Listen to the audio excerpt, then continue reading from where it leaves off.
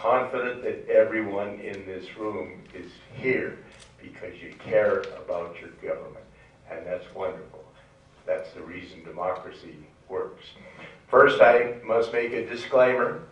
Any observations I make today during these conversations on the Constitution and the environment are in my capacity as a former delegate to the Constitutional Convention elected from District 17, Lake County. My comments are not made in the capacity of the elective office which I presently hold as a district judge. I served on the Natural Resources and Agriculture Committee. You may observe, any of you who have glanced at our Constitution, that the 1889 Constitution had a separate article on the agriculture. The committee decided, and there was no dissent from the floor, to not include a separate article on agriculture in the 72 Constitutional Convention draft because the state of Montana had very recently, about 2 years before the convention, undergone an executive reorganization. The state up until that time had been governed primarily by over 100 commissions and boards that were virtually out of control. And the executive reorganization reorganized so that the governor had the power to appoint. There were 21 different departments, and the governor had the authority to appoint a director of each department. There was a separate department of agriculture with the director appointed by the governor and the delegates to the Constitution.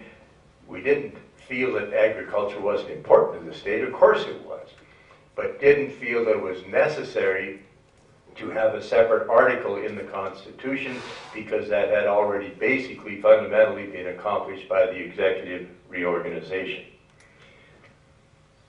I introduced delegate proposal number 20. It was the only delegate proposal introduced to provide for a new constitutional article. It was entitled Natural Resources. It provided that it would be the policy of the state of Montana and the duty of each person to provide, maintain, and enhance a quality environment for the benefit of the people. During the debates on the floor, when the committee recommendation was presented, the more liberal members of the Bill of Rights Committee felt that the language of clean and healthful was better than my proposal of a quality environment. There was a substantial debate, but during that debate, I burned into the record, and it is in the record of the verbatim transcripts, that we were not debating a weaker provision. What we were debating was whether clean and healthful or my quality environment was the stronger provision. And there was no intention on the part of any of the delegates to enact a weak constitutional provision.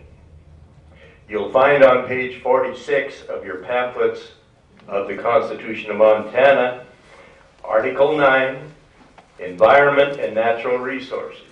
And for the purpose of this conversation, I think it's appropriate to read the contents of Article 9, Section 1, Protection and Improvement.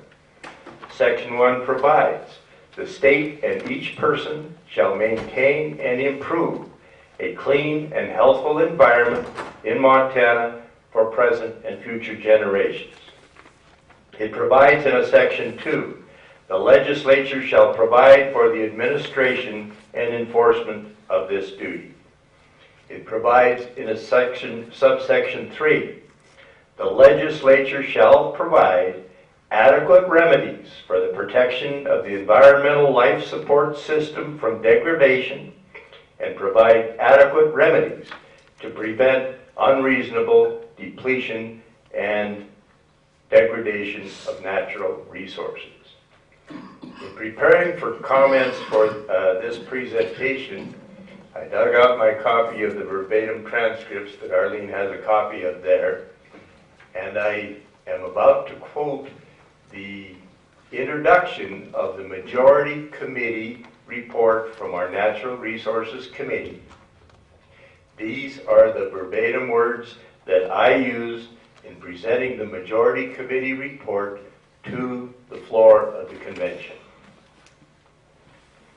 The committee recommends the strongest environmental section of any state constitution. It is the only constitutional provision with an affirmative duty to enhance the environment. It mandates the legislature to maintain and enhance the environment. It mandates the legislature to provide adequate remedies to protect the environmental support system from degradation. It provides that the term environmental life support system is all-encompassing, including but not limited to air, water, and land. And whatever interpretation is afforded this phrase by the legislature in the courts, there is no question that it cannot be degraded.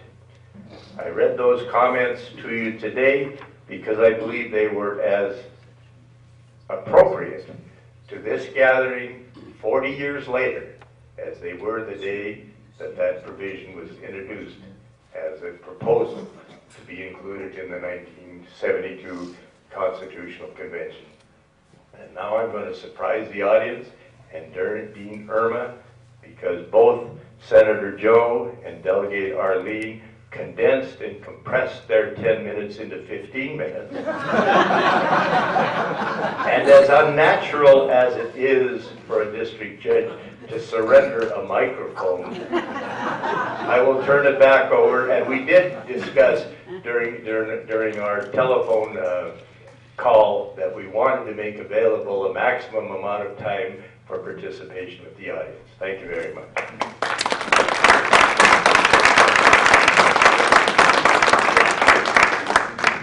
Thank you all panelists.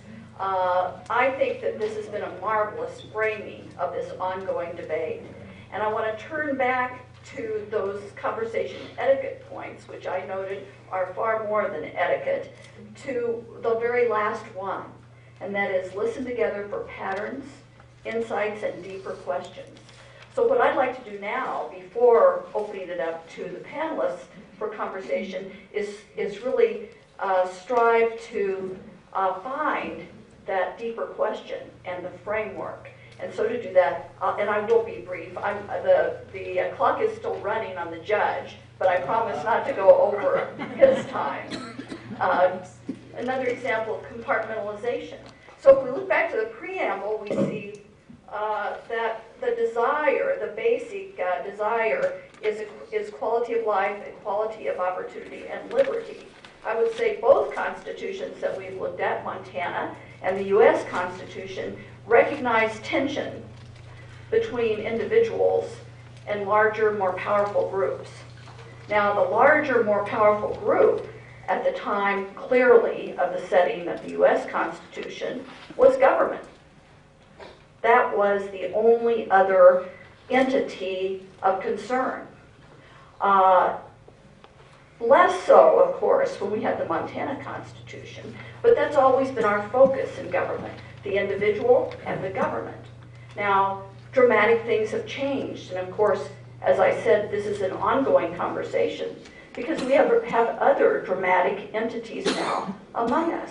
At the framing of the U.S. Constitution, there were no corporations. And so the only powerful thing for individuals to worry about was government. And that's always been our framework through government, looking at that balance of power. The conversations today note that there could be other concerns. If we go back to our background principles, equality, opportunity, liberty, we may want to balance that concern with this new entity that we have that has a competitive advantage, just as the government would have against the individual. So I'd like to open the conversation that we've started, looking now at that general framework and taking it back to the environment to see what this entitlement that's been proclaimed in our Montana Constitution protects us from. And anybody, so I'm still talking to see who might want to think about talking first. I'm treading water for a minute, but it would be looking to that question of what other concerns we might have and what protection of the environment we may say we find against both government and against perhaps other large entities such as corporations. And Joe, I think that maybe you're the best place to start on that. Sure. Well, you talked about what does this entitlement protect us from. Well, I think that's the crux of the issue and why I maintain that we've created a legal quagmire. CB talked about the phrasing that there's a proactive statement in the Constitution that we need to enhance the environment, and then goes on and talks about we cannot have any degradation of the environment. Well, the problem is that one person's enhancement is another person's degradation. And I'll give you a simple example. As a bow hunter, I scour the mountains looking for clear cuts, because I know for a fact that the elk and the deer, but the elk is what I'm mostly after, that the elk need the clear cuts because that's where the food grows. In the woods, there's nothing for the elk to eat. And so my enhancement is a clear cut. And I can guarantee you there are a whole lot of people that think a clear cut is a degradation.